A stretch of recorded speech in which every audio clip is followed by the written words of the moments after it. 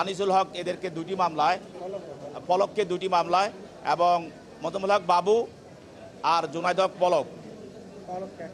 পলককে দুটি মামলায় এবং জুনায়েদ হক মোজাম্মেল হক বাবুকে একটি মামলায় আজকে বিজ্ঞ আদালতে উপস্থাপিত করা হয়।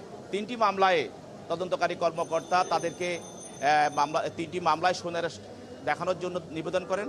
বিজ্ঞ আদালত আসামির অবস্থা এবং এজাহারনামী আসামি বিদায় এবং মামলার এজাহার এবং তদন্তকারী কর্মকর্তার দরখাস্ত পর্যালোচনা করে এই আসামিদের জড়িত থাকার বিষয়টি প্রাথমিকভাবে প্রমাণ হওয়ার কারণে তাদেরকে সুনারেশ দেখান এবং তাদেরকে জেল হাজতে প্রেরণ করেন। ঢালাইয়ে দৃঢ়তা, নির্মাণে নিশ্চয়তা, প্রিমিয়ার সিমেন্ট, ঢালাইয়ের রাজা।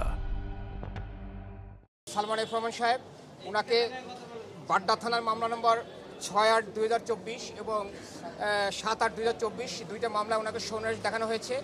আমরা আদালতে বলেছি যে এই যে সমস্ত মামলায় তাদেরকে সুনারেশ দেখানো হচ্ছে, এইসব মামলায় তার বিরুদ্ধে কোনো অভিযোগ নেই, কোনো একটা সেন্টেন্স তার বিরুদ্ধে নেই যে সে এই ধরনের ঘটনায় সে কী ভূমিকা পালন করেছে, এই ধরনের কোনো সুস্পষ্ট তারা বলতে পারে নাই।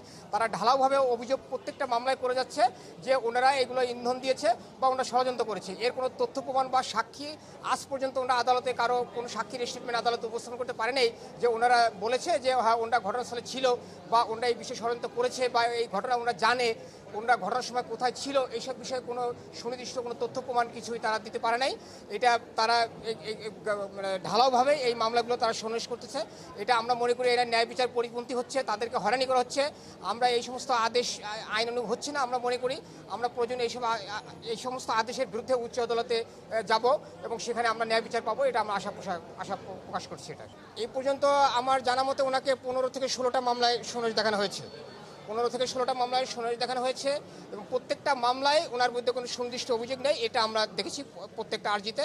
উনি বাংলাদেশের একজন, সবাই জানে যে বাংলাদেশের একজন বিখ্যাত ব্যবসায়ী এবং উনি একজন বাংলাদেশের সিআইপি লোক এবং উনি একজন বাংলাদেশের একজন প্রথম শ্রেণীর ট্যাক্স প্রদানকারী ব্যক্তি।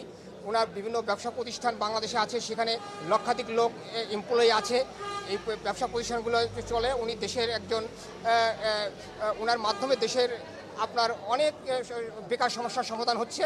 এই জন্য ওনাকে এইভাবে আটক রেখে মিথ্যা মামলায়, তাহলে এরা দেশের ক্ষতি, দেশের জনগণের ক্ষতি হবে, ব্যবসা বাণিজ্যের দেশের ক্ষতি হবে, আমরা মনে করি এটা।